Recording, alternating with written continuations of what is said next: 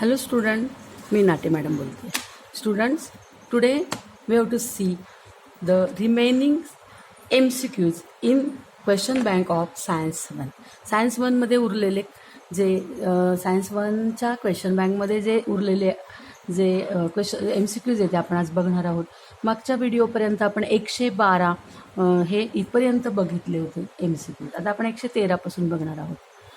Let us see the 113 sub-question. Generally, the boiling point of carbon compound are found to be lower than 300 degree, 100 degree, 200 degree, 150 degree. सामान्यतः कार्बनी संयुगाचे उत्कलनांक टिंब अंश सेल्सिअसपेक्षा कमी असल्याचे आढळते. जे कार्बनी संयुगाचे जे उत्कलनांक आहे ते 300 अंश सेल्सिअसपेक्षा कमी असतात. हे त्याचं आन्सर आहे बघा. कार्बनी कंपाऊंडचे जे उत्कलनांक आहे, बॉइलिंग पॉईंट आहे, ते किती असतं? 300 डिग्री सेल्सिअसपेक्षा कमी. Generally the melting and boiling point of carbon compounds are found to be lower than 300 degree Celsius. 300 अंश सेल्सिअसपेक्षा त्यांचा मेल्टिंग पॉईंट साधारणतः कसा असतो? कमी असतो. त्याचा आन्सर किती आहे? 300 डिग्री सेल्सिअस. 300 degree Celsius. आता बघा पुढचं 114. Number of electrons in valency shell of carbon is 4, 5, 3. Carbon अणूंमधील संयुजा कवचातील इलेक्ट्रॉन संख्या ही 4, 5, 1 आणि 3 यापैकी किती आहे बघा. आता तुम्हाला माहिती आहे कार्बनचा जो ॲटोमिक नंबर आहे तो किती आहे?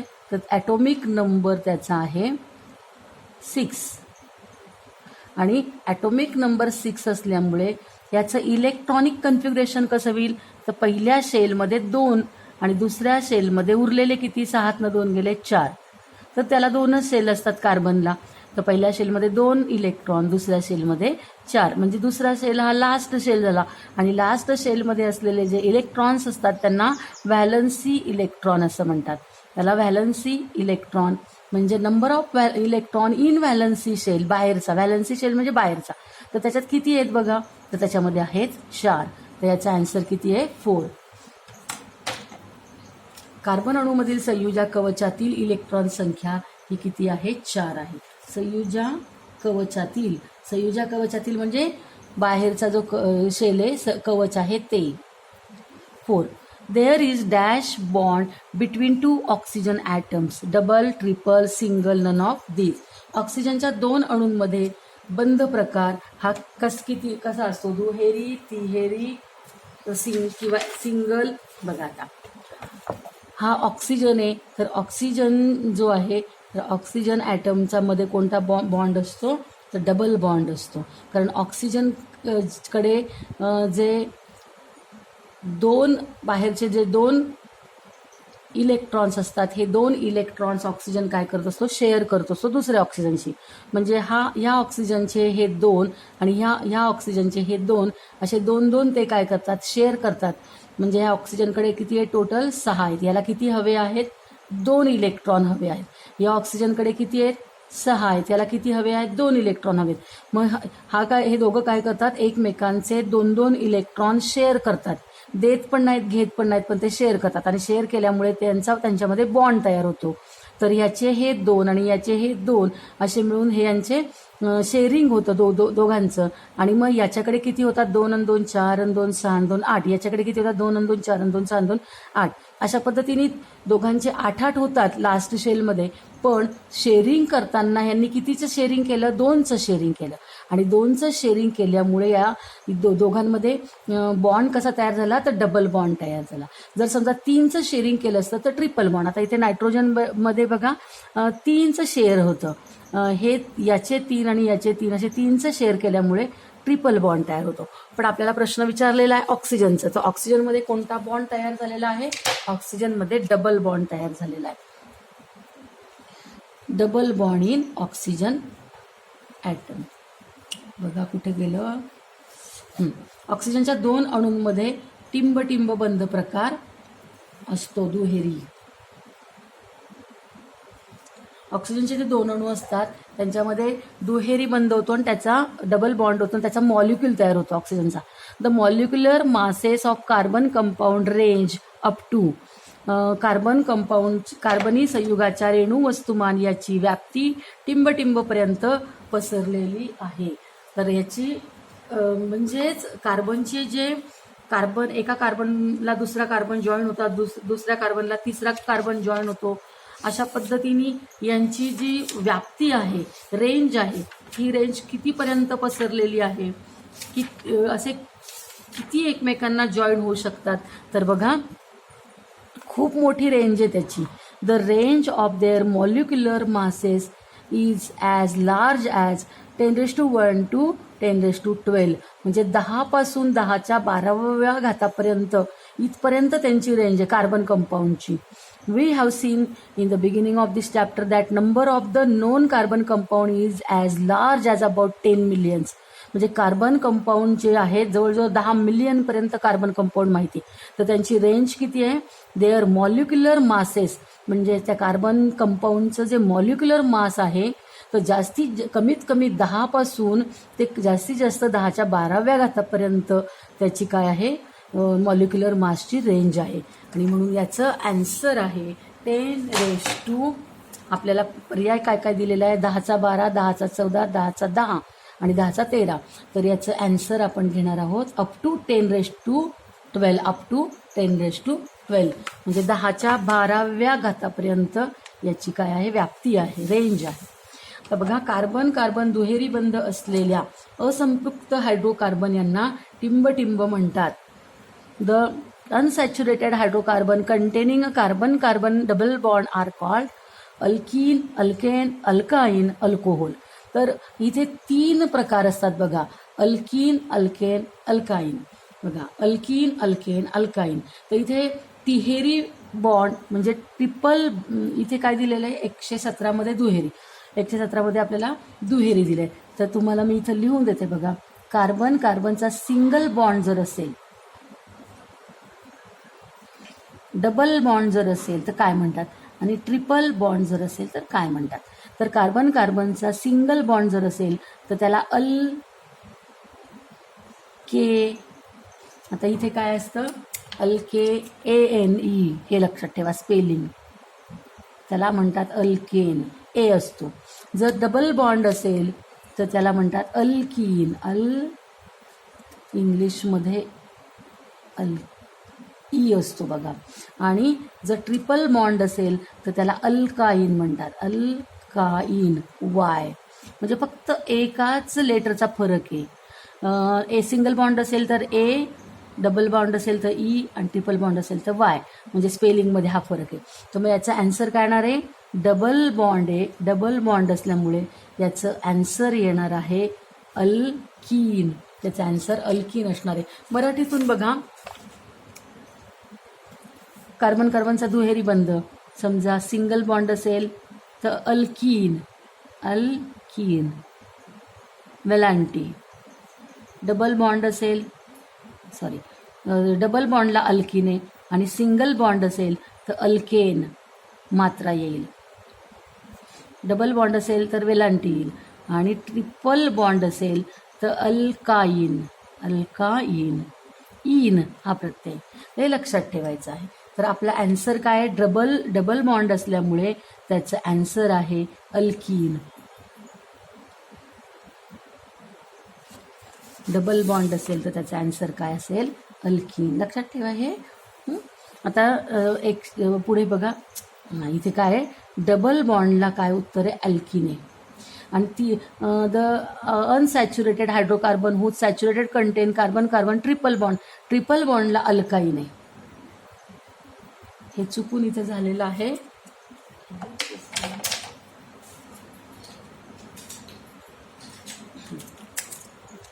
चुकून आपण खाली ॲन्सर लिहिलंय, तर त्याचं ॲन्सर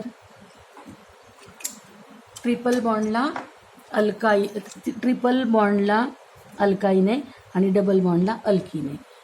डबल बॉन्डला काय आहे दुहेरी बंधाला अल्कीन आहे आणि तिहेरी बंधाला अल्काइन आहे. आता 119 झालं.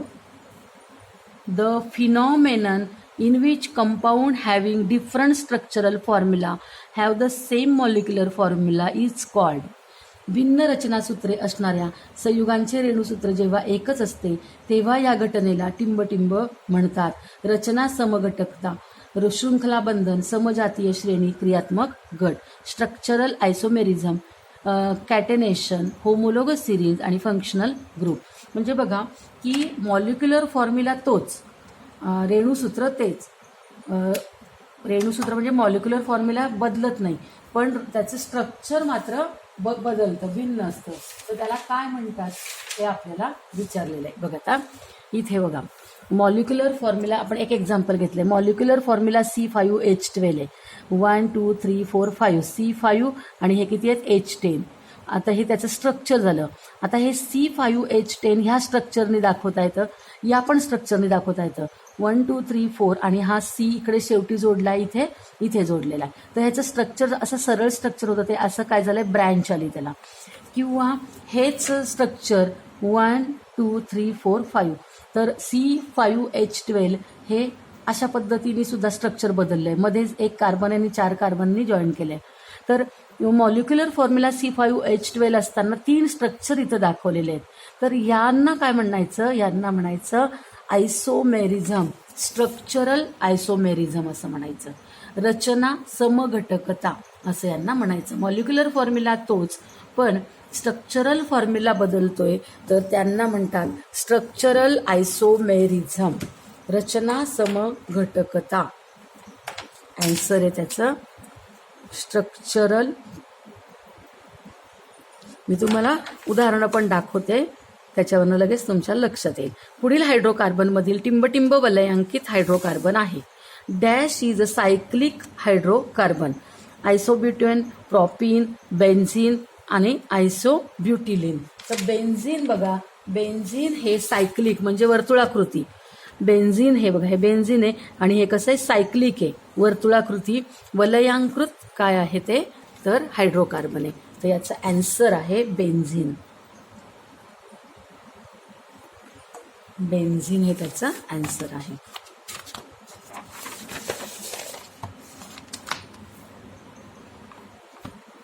तर नेक्स्ट बघा, कोणत्याही समजातीय श्रेणीमध्ये लांबीच्या चढत्या क्रमाने जाताना सदस्यांच्या रेणू वस्तुमानात टिंबटिंब इतकी वाढ होते. In any homologous series while going in an increasing order of the length, there is rise in the molecular mass of the members by dash dash. तर त्याचं आन्सर आहे 14 म्यू.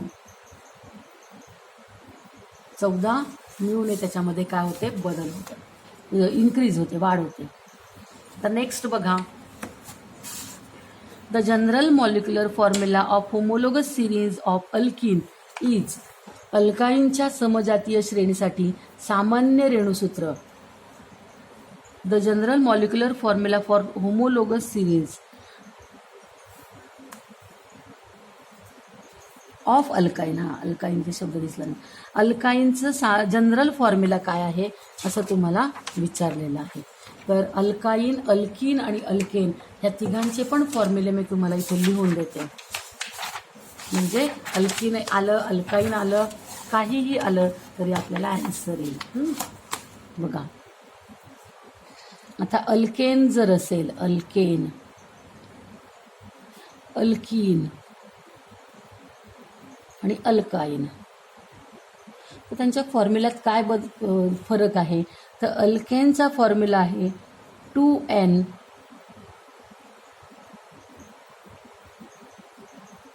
प्लस 1. अल्कीनचा आहे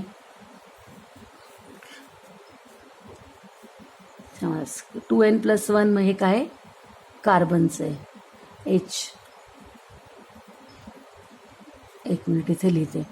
कार्बन जर n असतील तर hydrogen किती असतात 2n plus 1. हे झालं अल्केनचं. अल्कीनचं काय आहे बघा, मी अल्केनचं लिहून देते. कार्बन जर n असतील तर हायड्रोजन डबल असतात, 2n असतात.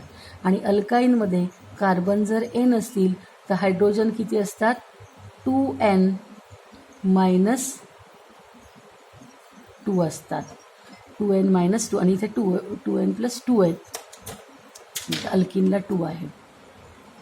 हां, अल्केनला बघा, कार्बन जर n असतील तर हायड्रोजन 2n + 2 असतात. हां, आणि अल्किनला जेवढे कार्बन असतात त्याच्या दुप्पट हायड्रोजन असतात. अल्काईनला जेवढे कार्बन असतात त्याच्या दुपटीपेक्षा 2नी कमी काय असतात, हायड्रोजन असतात. तर इथे थोडंसं खडाखोड झाली आहे, पण समजून घ्यायचे. इथे तुम्हाला लिहून दाखवते मराठी मीडियममध्ये, पण मग कळेल तुम्हाला. बघा, अल्केन,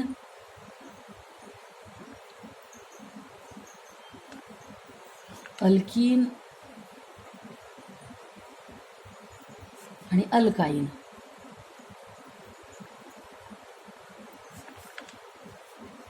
जेवढे कार्बन म्हणजे समजा n कार्बन आहे तर हायड्रोजन किती असतात, त्याच्या दुपटीमध्ये म्हणजे 2n मध्ये किती मिळवायचे, 2 मिळवायचे.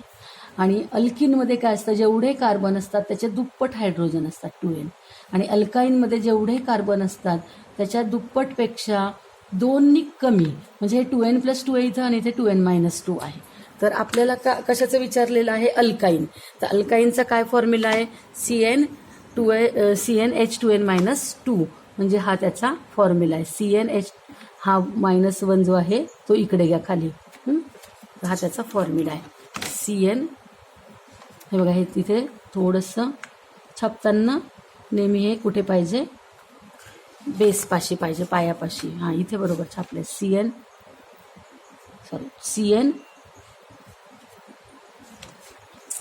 बघा, तिथे उत्तर लिहिताना वेगळ्या ठिकाणी केलं गेलं. हा 2 कुठे पाहिजे, इथे पाहिजे का, पायापाशी. हे नाही उत्तर. बरं, नेक्स्ट बघा, dash dash is one of the combustible compound of LPG. LPG हा जो गॅस आहे आपला, LP गॅस, तर त्याच्यामध्ये ज्वलनशील कोणता हायड्रोकार्बन आहे, तर मिथेन, इथेन, प्रोपेन आणि ब्युटेन. तर त्याच्यामध्ये प्रोपेन हा काय आहे, कंबशनल इलेमेंट आहे. प्रोपेन, LPG मध्ये प्रोपेन हा ज्वलनशील घटक असतो. आता पुढे बघा, इथेनॉल कक्ष तापमानाला टिंबटिंब अवस्थेत असतो. आता इथेनॉल म्हणजे स्पिरिट असतं बघा. तर स्पिरिट हे तुम्हाला माहिती आहे की प्रयोगशाळेमध्ये आपण उष्णता देण्यासाठी वापरतो, बाष्पन वाटीला वगैरे. तर ethanol at room temperature, ethanol is liquid state, द्रवस्थितीत असतं ना ते. केरोसिनसारखं दिसतं आपल्याला ते, निळ्या रंगाचं. कुठे ते इथेनॉल कक्ष तापमानाला द्रव अवस्थेत असतं. आता 125 dash dash is called spirit. बघा, मी आता मगाशीच मी तुम्हाला सांगितलं की इथेनॉल म्हणजे कोण असतं, स्पिरिट असतं. तर स्पिरिट हे इथेनॉलला स्पिरिट म्हणतात. आता स्पेस मिशनचे आपले काही क्वेश्चन्स आपण घेऊयात. 126 कमीच क्वेश्चन्स आहे इथे, जास्त नाही आहेत. Due to dash of we can gather information about world wide events sitting at home. टिंबटिंबमुळे घर बसल्या जगभरातील घडामोडींची माहिती प्राप्त करू शकतो. वैश्विक जाल, आंतरजाल, कृत्रिम उपग्रह, नैसर्गिक उपग्रह. बघा, global net, internet, artificial satellite, natural satellite. आता आपण घर बसल्या जी माहिती आपल्याला मिळते, तुम्हाला वाटत असेल इंटरनेट, पण आपण टीव्हीवर सुद्धा बसल्या बसल्या बघत असतो जगभरात काय काय घडतंय. तर इंटरनेट हे तर त्याचं एक्झाम्पल आहे. पण इंटरनेट कशामुळे, तर आर्टिफिशियल सॅटेलाईट, कृत्रिम उपग्रह जे आपण अवकाशात जगाने सोडलेले आहेत, तर या कृत्रिम उपग्रहामुळे आपल्याला टीव्ही, मोबाईल, इंटरनेट ह्या सगळ्या गोष्टीमुळे आपण घरात सगळं बघू शकतो घर बसल्या. आता 127 बघा, the first person to step on moon. पहिलं चंद्रावर पाऊल कुणी ठेवलंय, तर नील आर्मस्ट्रॉंग यांनी ठेवलेलं आहे. नेक्स्ट बघा, the first artificial satellite was sent space Soviet Union. Soviet युनियननी म्हणजेच पहिला कृत्रिम उपग्रह रशियानी सोडलेला आहे. तर कुठला, तर तो आहे स्पुटनिक. रशियानी स्पुटनिक सोडलेला आहे 1957 मध्ये. आता पुढे बघा, if a spacecraft is to escape the earth gravitational force to travel to the outer space it must have minimum velocity. एखादे यान अंतराळ प्रवासासाठी पाठवायचे असेल तर त्याची प्रक्षेपकाची गती कमीत कमी किती असली पाहिजे, तर ती 11.2 किलोमीटर पर सेकंड इतकी असली पाहिजे. 11.2 हे महत्त्वाचं आहे. पुन्हा आता 130. A group of students from COEP made a small satellite dash and sent it to be the space through ISRO. पुण्यातील COEP या संस्थेतील विद्यार्थ्यांनी एक लहान उपग्रह 2016 मध्ये सोडला, तर त्याचं नाव आहे स्वयं. स्वयं नावाचा छोटा उपग्रह इंजिनिअरिंगच्या विद्यार्थ्यांनी बनवला आणि सोडला. आता 131 बघा. The astronomical object nearest to the earth is the. सूर्यमालिकेतील आपल्या सर्वात जवळचा घटक म्हणजे पृथ्वीच्या सर्वात जवळचा घटक कोण आहे? चंद्र, मंगळ, शनी, बुध. तर सर्वात जवळ घटक म्हटलेलं आहे, तर घटक कोण आहे? चंद्र आहे. जर प्लॅनेट म्हटलं असतं तर मग चंद्र हे उत्तर आलं नसतं. ओके, तर आपण सगळे MCQs आत्ता पूर्ण केलेले आहेत. पुढच्या व्हिडिओजमध्ये आपण सहसंबंध ओळखा म्हणजेच कोरिलेशन हा क्वेश्चन पाहणार आहोत. स्टुडंट, तुम्हाला आजचा व्हिडिओ आवडला का? जर आवडला असेल तर व्हिडिओला लाईक करा आणि पुढच्या व्हिडिओचं नोटिफिकेशन येण्यासाठी जर तुम्ही अजूनपर्यंत सबस्क्राईब केलं नसेल तर जरूर सबस्क्राईब करा आणि जास्तीत जास्त विद्यार्थ्यांपर्यंत व्हिडिओज शेअर करा. थँक्यू.